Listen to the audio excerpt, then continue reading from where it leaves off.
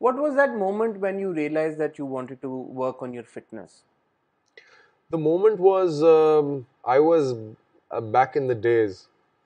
I was actually, uh, you know how everyone would fall in love. Hmm. So I have a memory like that as well.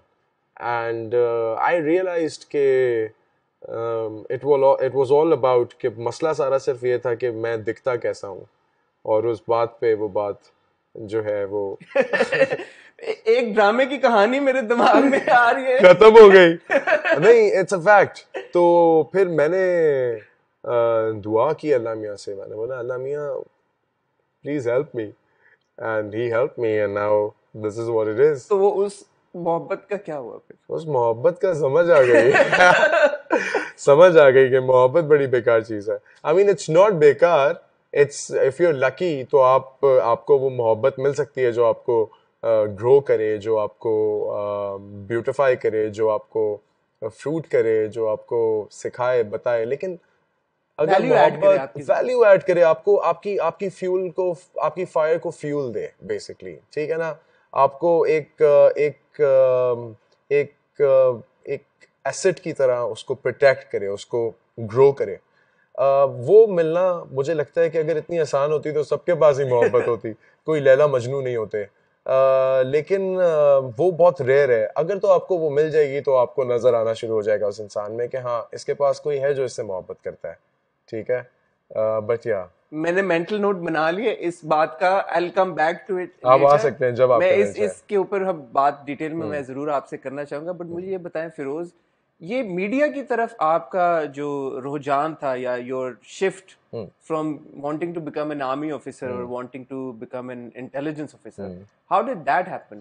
यार I went to England वहां पे जाके बड़ा काम किया सीखा जो भी जितने वक्त क्या में मैं क्या काम किया, क्या यार सब कुछ किया वहाँ पे मॉपिंग भी की वहाँ पे सब कुछ किया मतलब जिस तरह का लेबर वर्क होता है वो सब कुछ किया to survive to live but फिर एक दिन समझ आया कि I can choose between one myself और माई फैमिली बिकॉज ऑब्वियसली मैं अपने पेरेंट्स से इतना दूर था उनकी खिदमत नहीं कर सकता था यार कुछ भी होता है इंसान पराठा तो खाता है माँ के हाथ का बिल्कुल सही बात, अल्हम्दुलिल्लाह बिल्कुल ठीक है ना अल्हम्दुलिल्लाह। कितनी बड़ी नेमत है जिनके पास माँ बाप हैं वो इस बात को रियलाइज आई होप करें और करते हैं लोग तो आई वाज लाइक यार I am gonna drop this and I am gonna go back but why did you go to the UK in the first? यार I wanted to study but I realized कि financially इतना ज़्यादा मुझे push शायद उस वक्त ना मिल सकता हो तो मुझे समझ आ गई कि ये मैं अब क्या डिसाइड करना है और समझ भी जो होती है वो again as a huge blessing कि आपको वो चीज़ आ जाए और उस पर आप कॉन्फिडेंटली उस चीज़ को कर दें बिकॉज ऑब्वियसली आपके बीच में ख्यालात आते हैं so I came back to Pakistan I wrapped up from there I came back to Pakistan I was living free fine family के साथ बट 7 months डाउन मुझे ये रियलाइज हुआ कि यार now I need to do something over here तो I was starting up a restaurant तो अच्छा। हाँ I was starting up a restaurant वो किसी वजह से वो बात हो नहीं सकी अगेन वो मेरा प्लान क्रैश हुआ so I was watching one night I was watching a film and I was watching Rockstar, and I was like, I want to do this, and it's a lot of emotion, and I'm feeling it. So I told Umaima, I was like, my mentor, Umaima is somebody I'm very blessed with such a teacher, such a lover, such a sister. उसने मुझे बकायदा मेरा मुंह यूं पकड़ के मेरा face directions मुझे बताया है कि इस तरह करना है इधर देखना है उधर देखना है ये करना है because camera is an art you're basically through this you're connecting with so many people, let's say 2 billion people if they're watching you.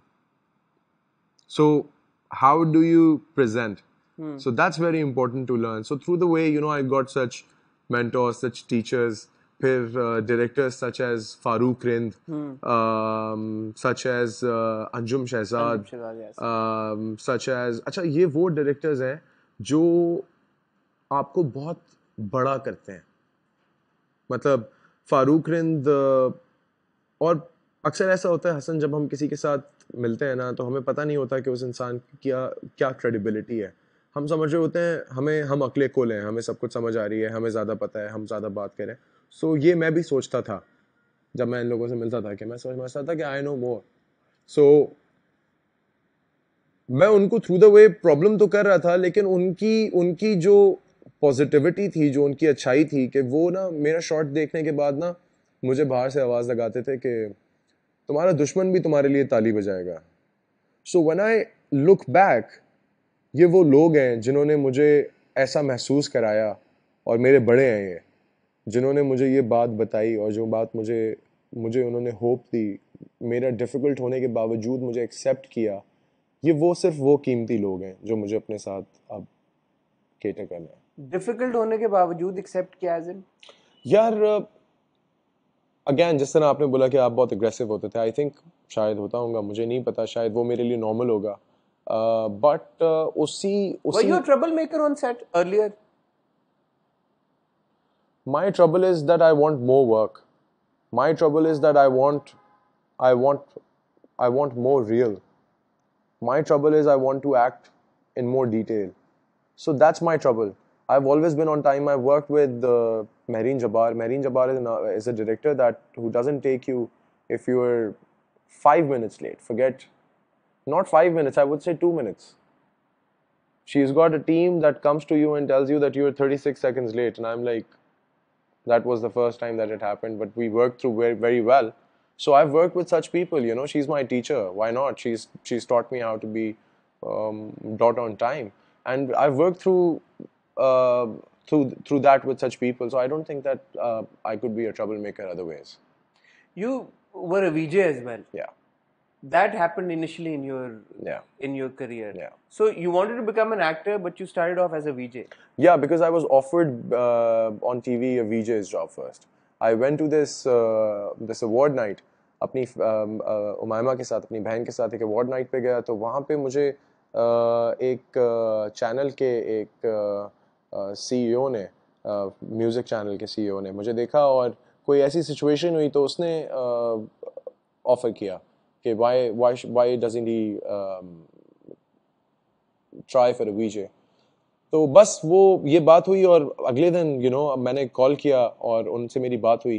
उन्होंने मुझे बुलाया, मैं वहाँ पे गया, एक शो मिला, और अचानक से बस बैठे बैठे हम एक दिन बैठे हुए थे और मुझे बोलता है कि there's a live show, तुम जा रहे हो?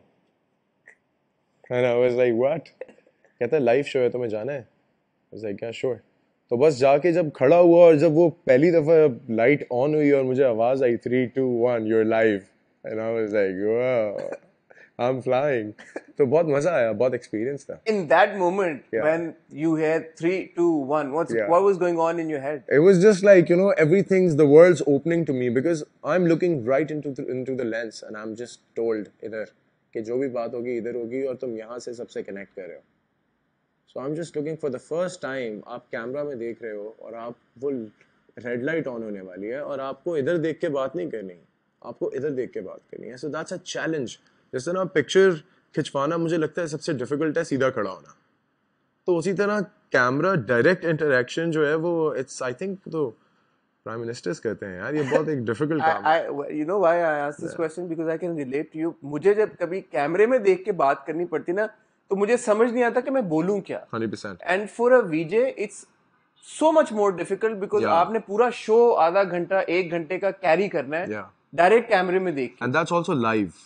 And that's live, तो वो डबल प्रेशर है. कोई अखलाकियत से गिरी हुई बात नहीं कर सकते, कोई फंबल नहीं कर सकते, कोई फंबल नहीं कर सकते, कोई भंड नहीं मार सकते, कोई बात, अगर कोई कॉलर आपको कॉल कर रहा है वो कुछ भी कर सकता है. आपने वो एनकाउंटर करनी है एक सिचुएशनल बाउंड्री में रहते हुए. आप ये बात को जानें, बिकॉज दिस इज रिकॉर्डेड, हम इसको बाद में एडिट कर सकते हैं, कुछ भी कर सकते हैं. तो वहां पे आपका रिफ्लेक्स बहुत काउंट करता है कि what how are you responding to things and how quick are you. How did you prep for it then? I think क्योंकि ऑल ऑफ अ सडन आपको किसी ने कहा आयन जी लाइव शो है, आके खड़े हो जाएं, और आप खड़े हो गए और आपने कर भी लिया. Did you even have time to prep for it, or obviously God gifted natural time? I used to work for a call center. अच्छा, ये भी आपने कॉल सेंटर. तो उसमें आज फिरोज आ जाओ. तो उसमें क्या होता था कि आप फोन तो कर रहे होते थे पाकिस्तान से, but you have to pretend that you are calling from national gifting centre New York. अच्छा, तो आपको वो सिचुएशनल कॉल हैंडल करनी है, that you're sitting over there and you have to deal with whatever the problem is and you have to sell out things. Did you have an American accent also? Of course I did.